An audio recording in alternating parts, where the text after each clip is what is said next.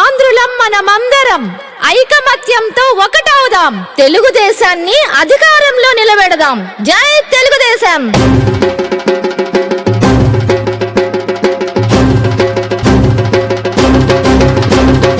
ఆంధ్రులం మనమందరం ఐక్యతతో ఒకటవుదాం. అవినీతి పాలనను అంతమొందించే నిప్పులా మండుదాం.